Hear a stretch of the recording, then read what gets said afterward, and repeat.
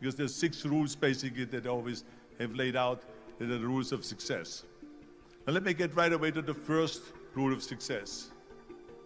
The first rule of success is to have a vision. You see, if you don't have a vision of where you go, and if you don't have a goal where you go, you drift around and you never end up anywhere. It's like you can have the best ship in the world, you can have the best airplane in the world. If the pilot or the captain doesn't know where to go, it would just drift around. It would not end up anywhere, or most likely in the wrong place. I couldn't see myself becoming a farmer or a worker in a factory or anything like that, even though my parents wanted me to stay there and have a normal life. My father wanted me to become a police officer like he was. My mother wanted me just to stay there and marry a girl with the name of Heidi, hopefully, and have a bunch of kids and run around like the Van Trapp family in The Sound of Music. But that was their vision, not mine. My vision was totally different. I felt that I was born for something special, for something unique, for something big. I want to become a bodybuilding champion just like Reg Park. I want to get into movies just like Reg Park.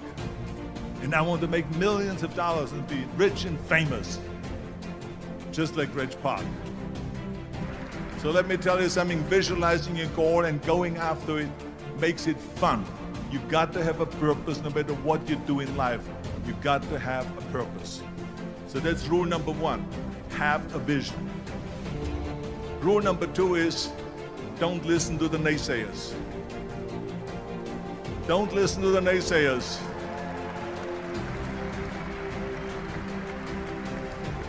Everything I ever did, the thing that I heard out of people's mouth was, that's impossible.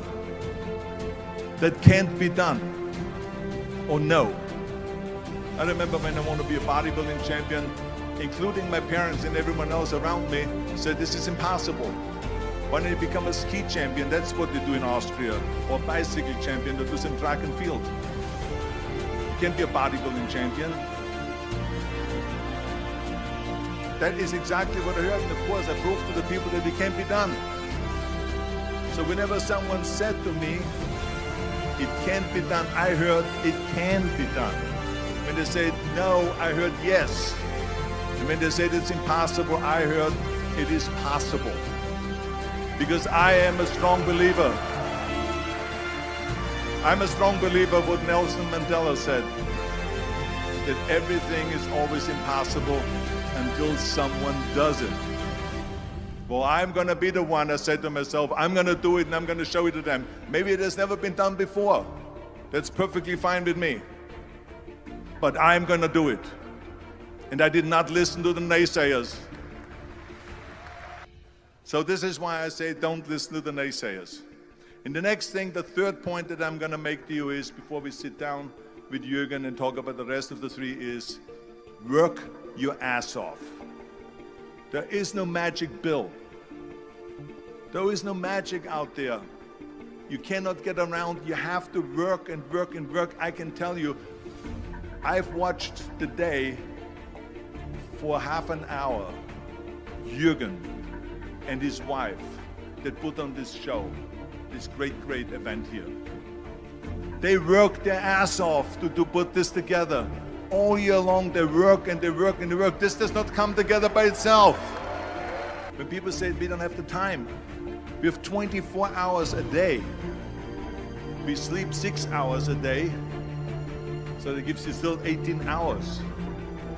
And there's someone shaking their head out here in front. They say probably, I don't sleep 6 hours, I sleep 8 hours, right? Or just sleep faster. So we have 18 hours a day. The average person works around 8 to 10 hours. So let's assume it's 10 hours, so we have 8 hours left.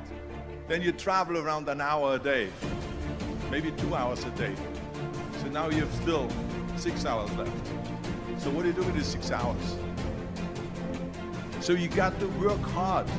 I mean, let me tell you something. When I went to America, I went to college. I went and worked out 5 hours a day, and I was working on construction. Because in those days in bodybuilding, there was no money. I didn't have the money for food supplements or anything. So I had to go to work. So I worked in construction. I went to college. I worked out in the gym, and at night from 8 o'clock at night to 12 midnight, I went to acting class 4 times a week. So I did all that. There was not one single minute that I wasted. And this is why I'm standing here today.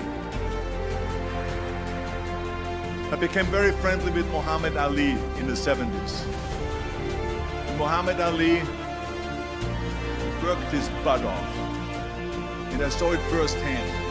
And I remember that there was a sports writer that was there in the gym and he was working out and he was doing sit-ups. And they asked him, how many sit-ups do you do? And he said, I don't start counting until it hurts. Now think about that. He doesn't start counting his sit-ups until he feels pain. That's when he starts counting. That is working hard. As a matter of fact, I believe what Ted Turner said, work like hell and advertise.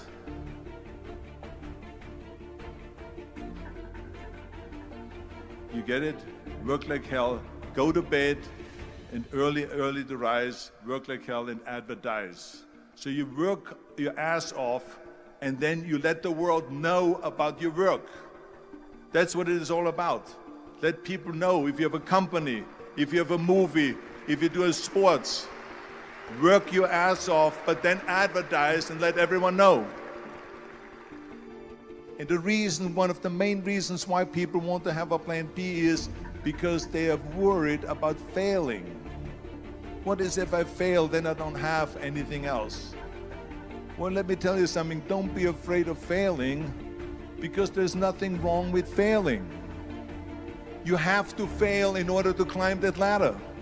There's no one that doesn't fail.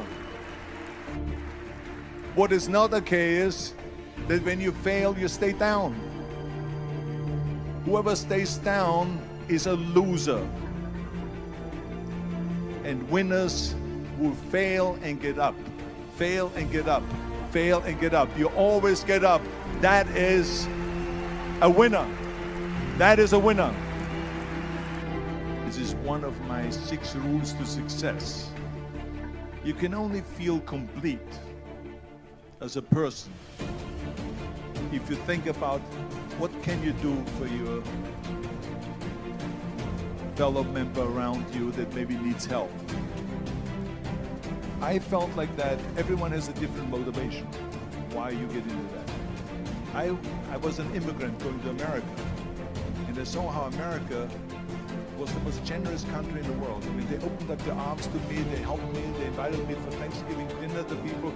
They brought me, the bodybuilders in the gym brought me plates to my apartment because I had no plates, I had no silverware, I had no bedware, I had no pillows, I had no blanket, I had no TV, I had no radio, I had nothing. They brought it to my apartment. Then, of course, when 2003 happened, where there was a governor's race in California, I said to myself, now is my chance to jump in there and to really give everything. And people said to me, says, are you crazy to run for governor? When you're governor, he says, you cannot go and make movies anymore. I said, well, duh. I mean, I know that you can't run the state and make movies. Of course not. He says, well, you would lose all these millions of dollars. I mean, you're getting 20, 25, $30 million a movie, you will lose that. I say, I don't care. I say, all the money that I made is because of America. My success is because of America. Everything that I've accomplished is because of America. I say, so for me now to give something back for 7 years and not to make money makes no difference to me. I say, I'm going to do it. And I jumped in the end of the race and did it. And let me tell you something. I'm not poor because those 7 years I didn't get paid. I'm perfectly fine. And it made me feel good that I could give back to America. I remember that everything I did always needed help. Think about it when someone says, Arnold, you're the greatest self-made man. I said, you can call me anything you want. You can call me Arnie, you can call me Schwarzy, you can call me Terminator, you can call me Governator, but don't ever call me self-made man. I said, because I did not get to that point by myself.